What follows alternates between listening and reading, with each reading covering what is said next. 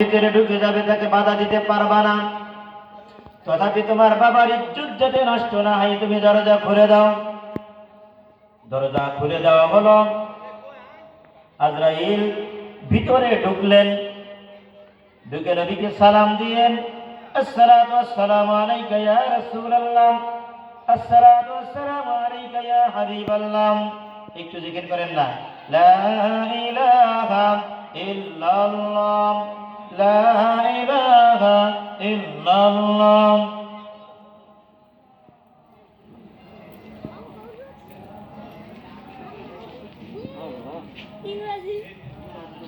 লা ইলাহা ইল্লাল্লাহ মুহাম্মাদুর রাসূলুল্লাহ।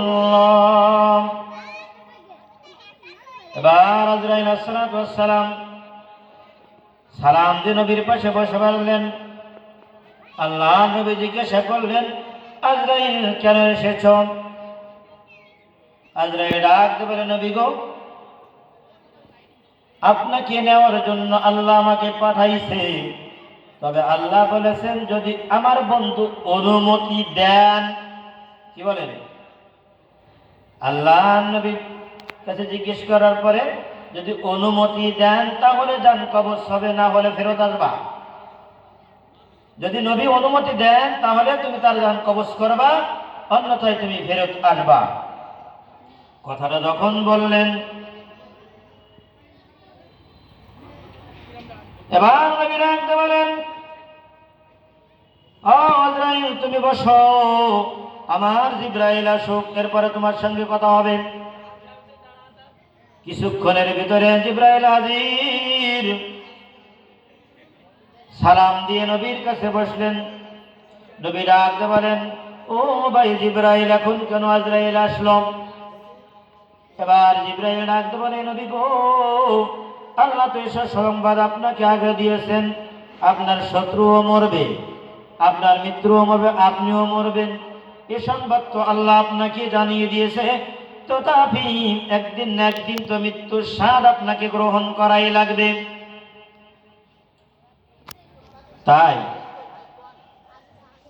এবার যখন এ কথাটা বললেন, নবীজি চোখের পানি ছেড়ে দিয়ে কাঁদতে লাগলেন।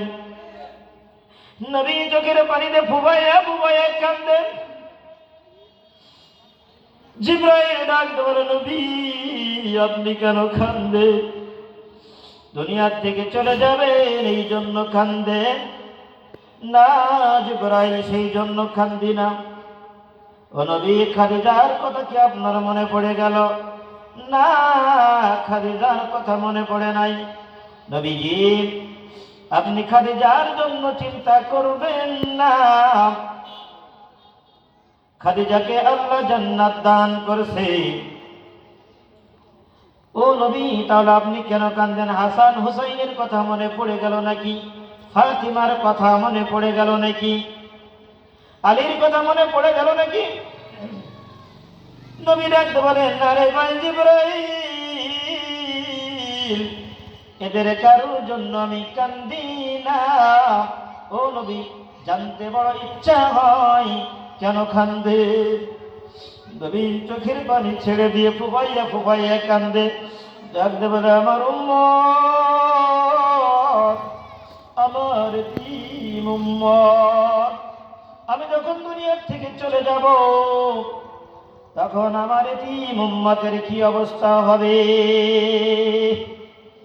জিবরাইল ডাকতে বলেন, নবী গো, চিন্তা করবেন না, এসো সংবাদ শুনে নেন। আল্লাহ আমাকে বলেছে,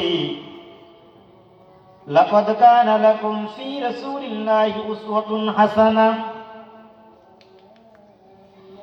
আল্লাহ আমাকে বলেছেন যে আপনার আদর্শের পরে যারা চলবে, আপনার আদর্শের পরে যারা মজবুত হয়ে থাকবে, আপনার আদর্শকে যারা আঁকড়ে ধরবে, দুনিয়ার পরে চলবে, আল্লাহর বিধান অনুযায়ী চলবে, এদের জিম্মাদারি আল্লাহ তাআলা নিয়েছেন। জোরে জোরে কান সুবহানাল্লাহ। নবীজি এবার একটু হাসলেন। নবীজি এবার একটু হাসলেন।